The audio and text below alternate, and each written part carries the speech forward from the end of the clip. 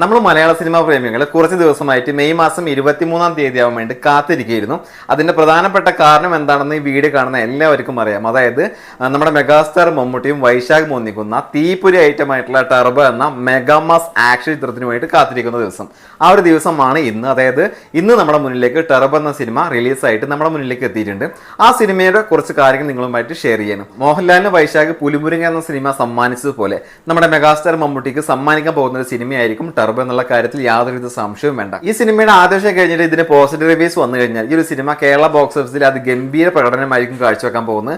അതുപോലെ തന്നെ നമ്മുടെ മെഗാസ്റ്റാർ മമ്മൂട്ടിയുടെ കരിയറിലെ ഏറ്റവും വലിയ പണം വാരി ചിത്രമായിട്ട് ഈ ഒരു സിനിമ മാറുമെന്നുള്ള കാര്യം തീർച്ചയാണ്. അതുപോലെ തന്നെ വലിയൊരു വിജയമായിട്ട് ഈ ഒരു സിനിമ മാറും.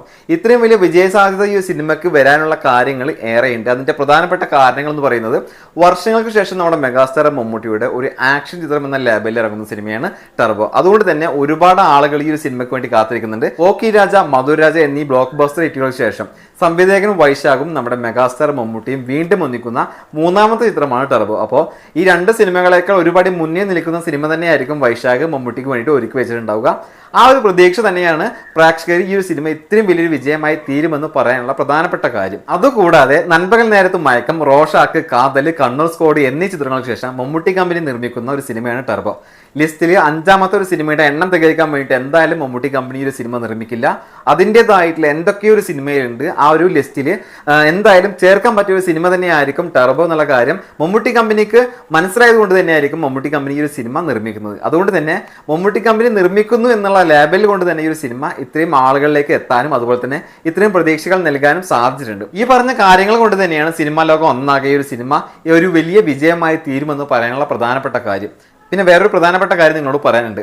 ഒരു സൂപ്പർ താര ചിത്രം റിലീസാവുന്ന ദിവസം ആരാധകർ കാത്തിരിക്കുന്നു, അതേപോലെ തന്നെ ഹേറ്റേഴ്സും ഈ സിനിമയ്ക്ക് വേണ്ടി കാത്തിരിക്കും. ആരാധകരെ സന്തോഷിക്കാനും ആഹ്ലാദിക്കാനും ആണെങ്കിൽ ഹേറ്റേഴ്സ് കാത്തിരിക്കുന്ന ഈ ഒരു സിനിമയെ നെഗറ്റീവായിട്ട് ചിത്രീകരിക്കുക, ഡീഗ്രേഡ് ചെയ്യുക, പല പല കാര്യങ്ങൾ കൊണ്ട് ഈ സിനിമയെ താഴ്ത്തി കിട്ടുക എന്നുള്ള ഉദ്ദേശം കൊണ്ടായിരിക്കും ഹേറ്റേഴ്സ് നിൽക്കുക. അതേപോലെ ഹേറ്റേഴ്സ് ഈ ഒരു സിനിമയ്ക്ക് വരാൻ ഒരുപാട് ചാൻസ് ഉണ്ട്. കാരണം വലിയ രീതിയിൽ വരുന്ന ഒരു സിനിമയാണ്.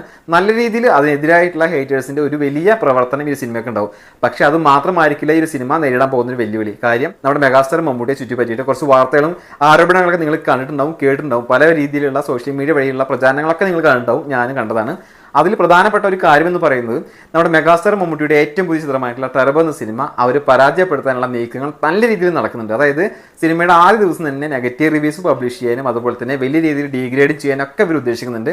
പല രീതിയിൽ ഫേക്ക് റിവ്യൂസ് ഇവർ ക്രിയേറ്റ് ചെയ്യും. അതായത് മമ്മൂട്ടിയുടെ തന്നെ പൊട്ടിപ്പാളിസായ മുൻകാല ചിത്രങ്ങളിലെ തിയേറ്റർ റെസ്പോൺസ് അതുപോലെ തന്നെ മറ്റുള്ള കാര്യങ്ങളൊക്കെ എഡിറ്റ് ചെയ്തിട്ട് സിനിമയുടെ പേര് പറയുന്ന ഭാഗം അങ്ങോട്ട് കട്ട് ചെയ്യും. എന്നിട്ട് ഈ സിനിമ ഒട്ടും കൊള്ളില്ല, മമ്മൂട്ടി വെറും ചവറ സിനിമയാണ്, മമ്മൂട്ടിയുടെ കരിയറിലെ തന്നെ ഏറ്റവും വേസ്റ്റ് സിനിമയാണ്, ആക്ഷൻ ഒന്നും ഒട്ടും കൊള്ളില്ല എന്ന് മുൻകാല ചിത്രങ്ങളൊക്കെ എടുത്ത് കട്ട് ചെയ്തിട്ട് പല സോഷ്യൽ മീഡിയ വഴിയും വീഡിയോസ് ആയിട്ട് മറ്റുള്ള രൂപത്തിലൊക്കെ ഈ സിനിമയുടെ നെഗറ്റീവ് റിവ്യൂസ് പോലെ ഇങ്ങനെ ഫേക്ക് റിവ്യൂസ് ആയിട്ട് ഇവർ അപ്ലോഡ് ചെയ്തുകൊണ്ടിരിക്കും. ആ റിവ്യൂസ് ആണ് നമ്മൾ കാണുന്നതെങ്കിൽ നമ്മൾ സ്വാഭാവികമായിട്ട് വിചാരിക്കും. കാരണം അതിൽ മമ്മൂട്ടി എന്ന് പറയുന്നുണ്ടാവും, അതുപോലെ തന്നെ വൈശാഖ് എന്ന് പറയുന്നുണ്ടാവും, എല്ലാവരും പറയുന്നുണ്ടാവും. പക്ഷേ സിനിമ വേറെ ആയിരിക്കും എന്നുള്ള കാര്യം നമുക്ക് മനസ്സിലാവില്ല. ആ തരത്തിലായിരിക്കും കട്ടിങ്ങും അതുപോലെ തന്നെ എഡിറ്റിങ്ങും ഒക്കെ ചെയ്തിട്ടുണ്ടാവുക. അപ്പോൾ നമ്മൾ എന്ത് വിചാരിക്കും? സിനിമയ്ക്ക് ടിക്കറ്റ് എടുക്കണ്ട എന്ന് വിചാരിക്കും. ഇങ്ങനെയുള്ള ആളുകളോടാണ് കാര്യം പറയാനുള്ളത്. നിങ്ങൾക്ക് യഥാർത്ഥ റിവ്യൂ പറയുന്ന ആളുകളുടെ ചാനൽ അറിയുമെങ്കിൽ അവരുടെ റിവ്യൂസ് വരുന്ന വരെ ഒന്ന് വെയിറ്റ് ചെയ്യുക.